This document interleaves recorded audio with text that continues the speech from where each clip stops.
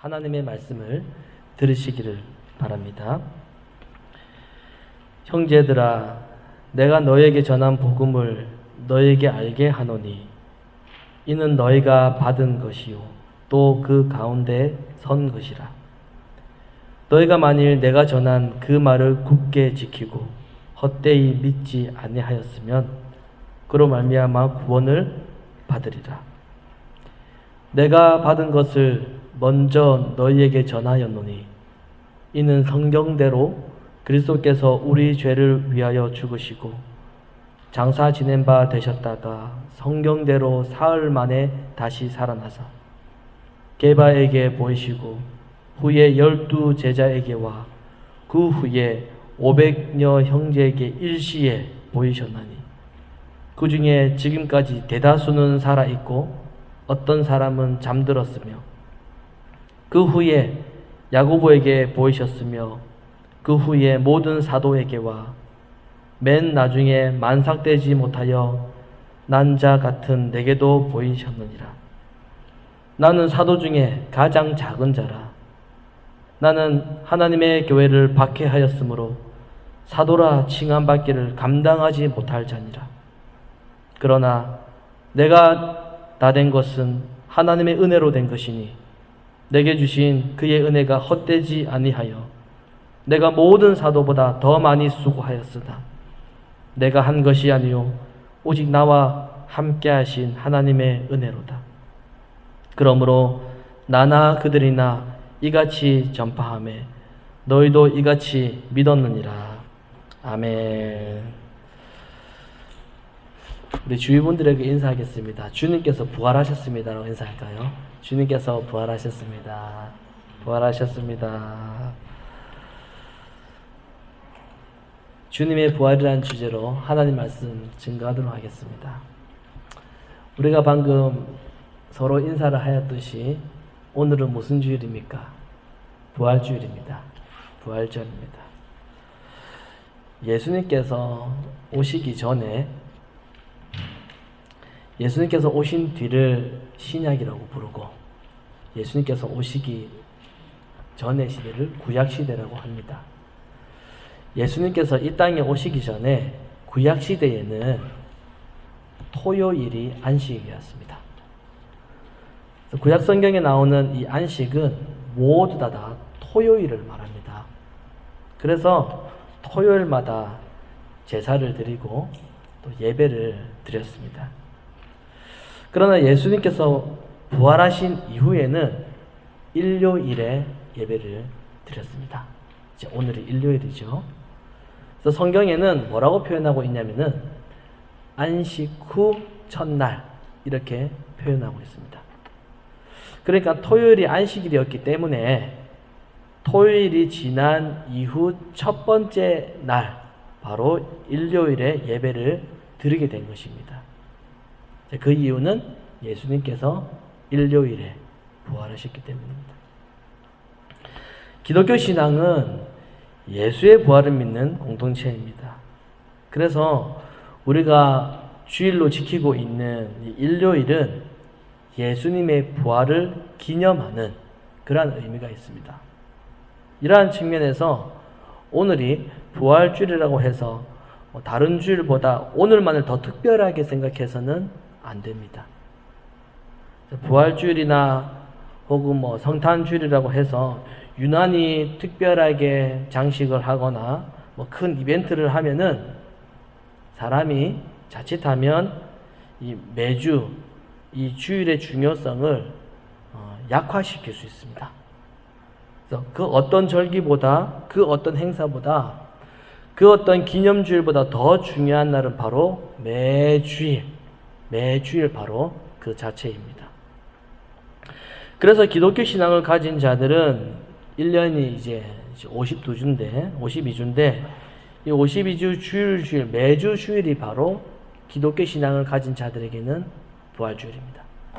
오늘 부활주일이고 다음 주일도 부활주일이고 그 다음 주일도 부활주일이 되는 것입니다.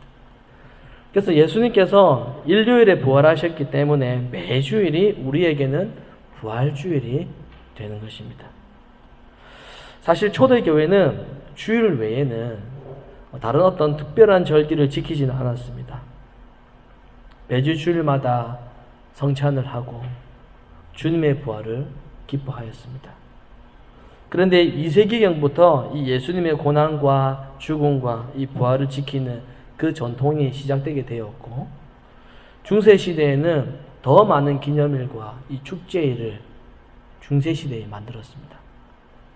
사순절도 사실은 성경적으로 표현하면 안 되는 그런 표현인데, 이 사순절도 중세시대 말까지 지켰다가 종교개혁자들에 의해서 폐지되었습니다. 종교개혁자들은 교회 안에 있는 모든 축제와 행사를 다 제거하였습니다. 칼빈은 이 스위스 제네바에서 개혁운동을 했는데, 그곳에서 칼빈은 교회 여러 잡다한 축제일을 다 없앴습니다. 다 제거하였습니다. 왜냐하면은 주일 하나면 충분하다고 여겼기 때문입니다. 주일날 예수님의 부활을 기념하며 예배드리는 것, 이것만으로 충분하지 다른 어떤 기념일이나 축제는 필요하지 않다라고 그렇게 생각했습니다. 그래서 스위스 제네바는 칼빈을 쫓아내기도 하였습니다.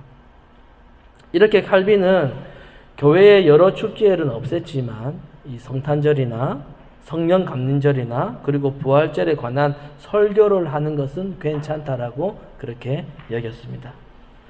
그렇지만 이것도 평소의 주일보다 더 나은 어떤 특별한 축제로 여기지는 않았습니다. 그래서 우리는 오늘을 부활주일로 그렇게 지키지만, 오늘이 다른 날보다 더 특별한 날은 아니고 예수님의 부활에 대해서 그 의미를 묵상하는 그러한 시간 정도로 생각을 하시면 되겠습니다. 사람의 습성은 태어날 때부터 자기를 보호하고 싶어하는 습성을 가지고 태어납니다. 그래서 모든 사람은 자기의 이익을 위해서 행동하는 이 악한 습성을 가지고 이 땅에 태어납니다. 바로 죄 때문에 그렇게 되는 것이죠. 그래서 사람은 성장하면 성장할수록 자기에게 이익이 되는 것에만 행동을 하지, 자신에게 이익이 되지 않으면 무관심하고 피하고 싶어 합니다. 우리가 잘 알고 있듯이 누가복음 10장에 보면은 예수님께서 비유로 말씀하신 내용이 있는데, 바로 선한 사마리아인 비유입니다. 어떤 사람이 길을 가다가 강도를 만났습니다. 이 사람은 강도로 인하여서 거의 죽을 지경이 되었습니다. 마침 그 길을 제사장이 지나가다가 목격합니다. 그런데 제사장은 그 사람을 피해버립니다. 그 다음에 레위인이 지나가다가 그 사람을 목격했습니다. 어떻게 했습니까? 그 역시도 피하고 다른 곳으로 갔습니다. 그들은 모두 다 죽어가는 사람을 보았지만 피해버립니다. 그 이유는 지금 그 일에 상관해봤자 자신에게 아무런 이익이 되지 않기 때문입니다. 오늘날 우리가 살아가는 이 현대사회는 날이 갈수록 이기적으로 변해가고 있습니다. 여러분, 우리가 이 세상을 좀 편하게 살 수 있는 그런 방법은 무엇일까요? 남이 어떻게 되든지 참견하지 않고 자신에게 손해가 되는 일이라면 신경 쓰지 않고 살아가는 것, 이렇게 행동하는 것이 세상을, 이민생활을 좀 편하게 살아가는 그러한 방법입니다. 그렇지만 그것이 자신에게 이익이 되는 일이라면 말하지 않고 발벗고 나서는 것이 오늘날 우리 현대인들의 모습입니다. 그런데 여러분, 비록 이것이 오늘날 현대인들의 모습이지만 적어도 교회는 이런 모습에서 벗어나야 됩니다. 그런데 안타까운 것은 자신의 이익을 위해서 행동하는 그 이기적인 모습이, 그 습성이 교회 안에서도 일어나고 있다는 겁니다. 여러분, 교회를 왜 다닙니까? 왜 교회에 올까요? 여러 가지 이유가 있겠지요.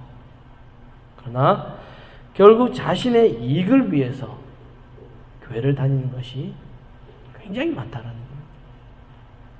예수는 왜 믿습니까? 왜 하나님을 믿지요?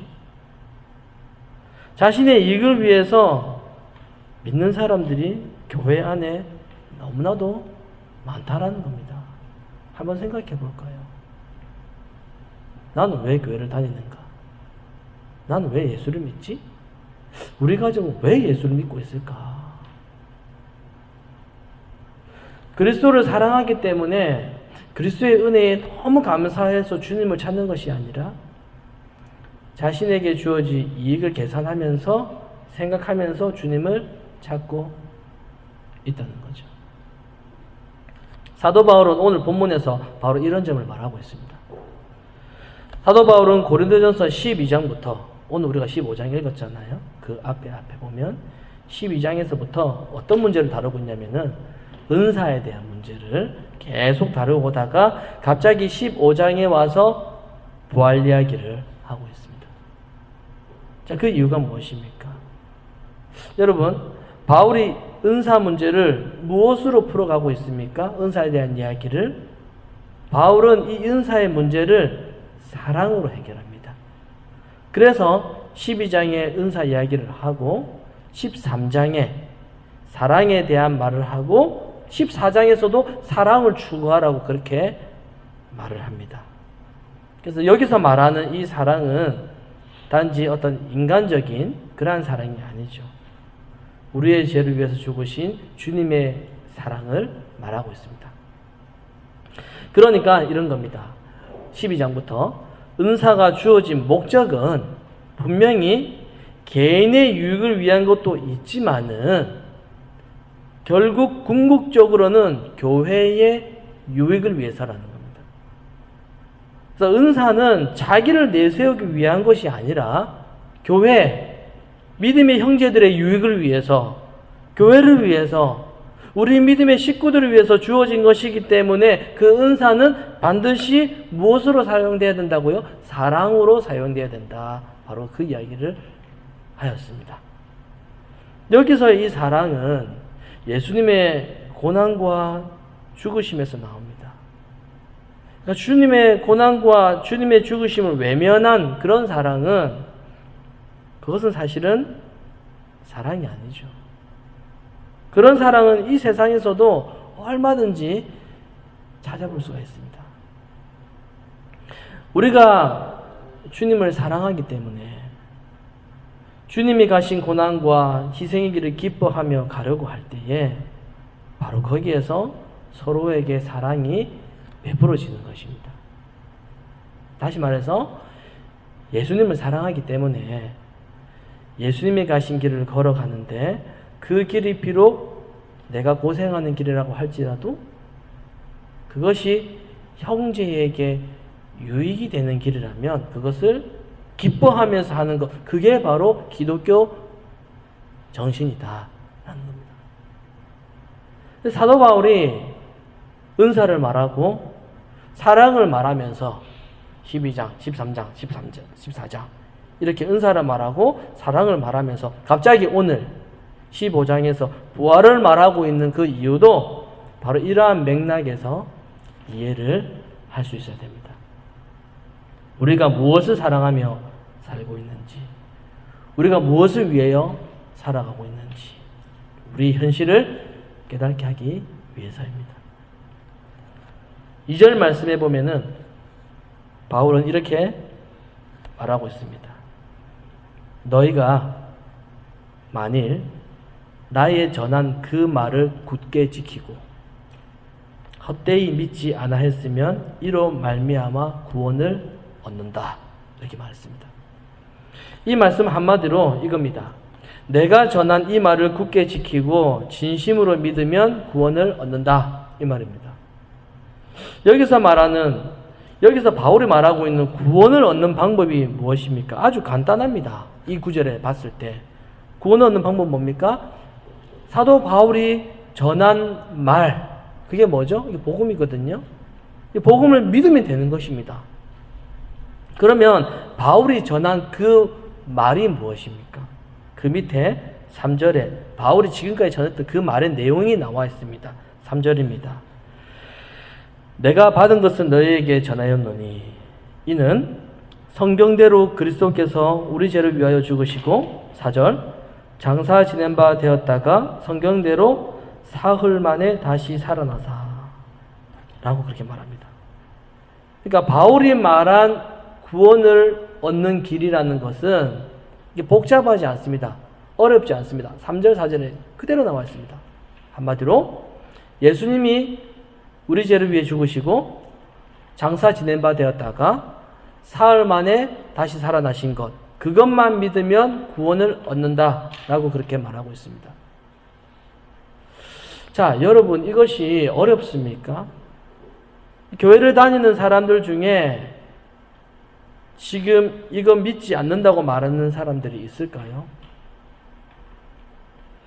우리가 생각하기에는 이게 너무나도 쉬운 문제인데 바울이 볼 때에는 고린도 교회 교인들이 지금 바로 이것을 믿지 못하고 지키지도 못하고 있다는 겁니다. 여기서 믿고 지킨다라는 이 말의 뜻은 그냥 말로만 끝나서는 안 된다라는 것을 말하고 있습니다. 예수님께서 우리 죄를 위해서 죽으셨습니다. 아무런 상관없는 우리들의 죄를 위해서 주님은 자발적으로 십자가 고통에 자신을 던지고 죽으셨습니다. 자, 이것을 믿는 사람이라면 자신도 주님이 가신 그 길을 따라가야 되는 거겠죠. 믿는다면. 그리고 다른 사람을 위해서라도 그 어떤 고생을 마다하지 않는 그 길을 가야 합니다. 예수님을 믿으면 그렇게 한다라는 거죠.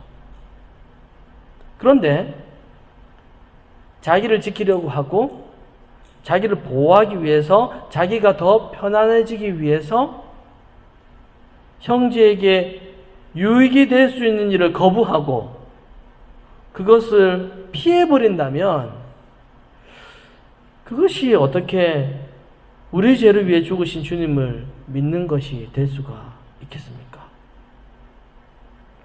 그런데 많은 기독교인들은 어떻게 생각합니까? 이 믿음이라고 하는 것을 자신에게 이익이 되는 쪽으로만 생각해 버립니다.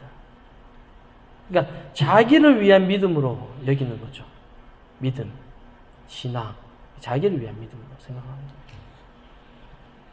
예수를 믿어도 자기를 위해서 믿기 때문에 모든 관심을 주님이 자기에게 가져다 주시는 혜택에 관심을 가집니다. 그러니까 주님이 자기에게 주시는 이익에만 관심을 두고 살아가면서 결국 그 믿음 때문에 이 세상을 좀 더 편안하게 살고 싶어 합니다. 믿음 때문에. 이게 바로 고난 없는 믿음을 말하고 있는 것이죠. 여러분, 이익을 계산하면서 행동하는 것은 세상 사람들이 하는 방식입니다. 그 방식이 교회에 들어오면 교회는 정치판이 되는 겁니다. 이 세상의 방식이 바로 예수님을 죽였습니다. 예수님께서 죽으실 때 어떠했습니까? 평소에 예수님을 그렇게 따랐던 사람들은 오히려 예수님을 죽이라고 했습니다. 그리고 제자들 다 도망갔습니다. 예수님이 기적을 베풀면서 뭔가 자신에게 이익이 될 때는 예수님을 끝까지 쫓아갔습니다. 모든 것을 버려두고. 그러다가 자기에게 이익이 없으면 곧바로 예수님을 반대하는 편에 섭니다.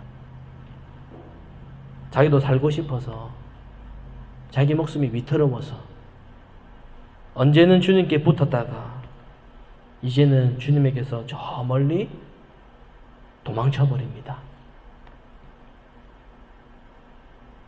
그러면 여러분은 무엇을 바라면서 주님께 나왔습니까? 우리는 무엇을 바라면서, 무엇을 바라고 주님께 나옵니까? 혹시 나는 나의 이익을 전혀 바라지 않고 주님께 나왔다라고 그렇게 생각하십니까? 예수님은 장사된 지 3일 만에 부활하셨습니다. 그런데 부활하신 후에 곧바로 하늘로 가신 것이 아니라 제자들과 500여 명에게 자신의 부활의 모습을, 몸을 보이셨습니다. 예수님은 왜 자신의 모습을 그 많은 사람들에게 보이셨을까요? 단순히 자신이 부활했기 때문에? 자신이 다시 살아났기 때문에? 그래서 자, 너희도 나처럼 이렇게 살아날 것을 믿어. 그거 보여주려고 그렇게 보이셨을까요? 만약에 그렇다면 그 이후에도 계속해서 사람들에게 다니시면서 자신의 부활의 모습을 다 보여주셔야 됩니다. 사람들이 예수님의 부활의 모습을 보여줘야만 믿을 수 있다면, 만약에 그렇다면 오늘날에도 지금 우리들에게도 그 모습을 보여주셔야 믿을 것이 아니겠습니까? 보여줘야만 믿는다면 계속 보여줘야죠. 그러나 예수님은 그런 의도가 아니었습니다.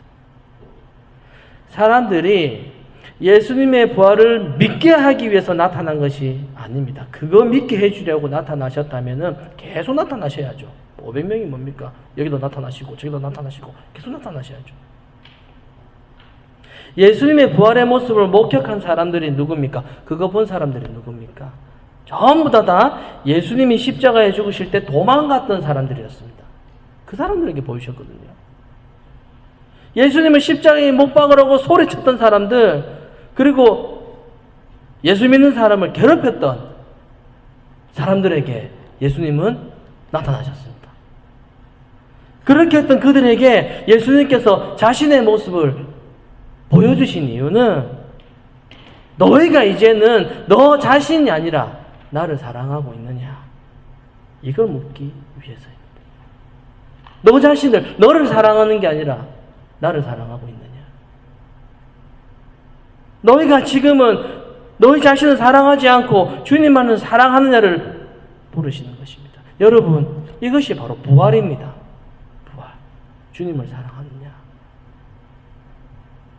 부활은 우리가 죽은 뒤에 다시 산다는 것, 그것만 보증하기 위해서 있는 것이 아닙니다. 많은 사람들이 생각하는 부활이 뭡니까? 부활하면 뭐만 생각납니까? 나도 예수님처럼 죽고 예수님처럼 다시 산다. 이것만 생각하거든요.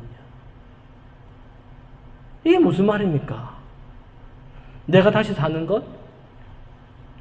내가 다시 산다는 것, 그것 때문에 부활을 좋아합니다. 주님을 좋아하는 것이 아니라 부활을 좋아하는 거죠. 주님을 좋아하는 것이 아니라 자기가 사는 것을 좋아합니다. 주님을 좋아하는 것이 아니라 뭘 좋아한다고요? 천국을 좋아하는 겁니다. 이게 바로 자신의 이기심을 버리지 못하고 주님을 찾고 있는 우리 인간의 모습입니다.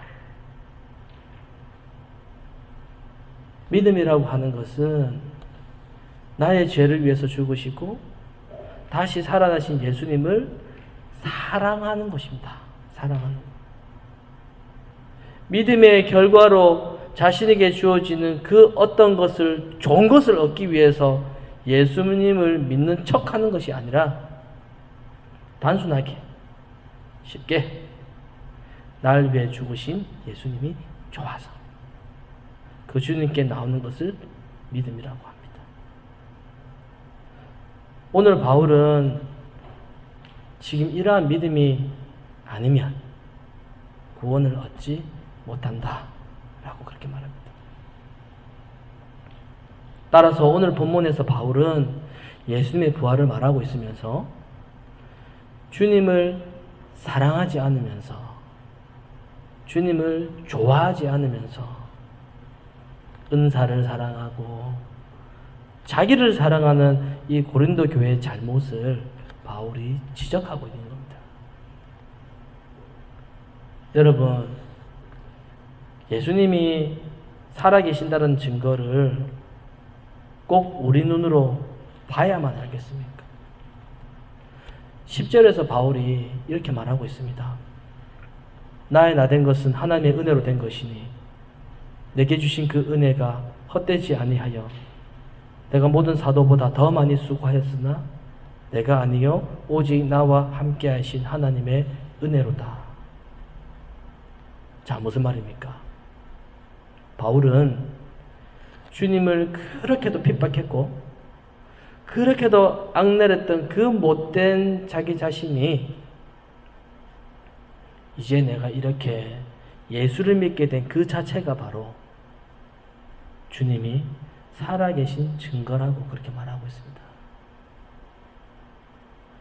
여러분, 부활하신 예수님은 지금도 살아계셔서 우리와 함께 하십니다. 우리와 함께 하신다는 그 증거가 뭡니까? 자기 죄를 인정할 줄도 모르고 자기만 알고 너무나도 이기적이었던 우리들이 이렇게 죄를 고백하는 것, 그리고 나의 더러움을 인정하는 것, 그리고 주님을 의지하는 자가 되어진 것, 이것이 바로 부활의 주님이 우리와 함께 하시는 가장 확실한 증거입니다. 부활의 증거는 이것만큼 더 큰 증거는 없습니다. 여러분, 오늘 이 말씀을 꼭 붙잡으시고 이 놀라운 이 부활의 증거를 보시면서 저와 여러분 자신을 보시면서 자신이 죄인됨을 깨닫는 이 증거를 보시면서 우리가 이 구원의 은혜에 감사하고 부활의 은혜에 감사하고 이제는 정말로 주님만 사랑하는 그러한 신자가 되시기를 간절히 소망합니다.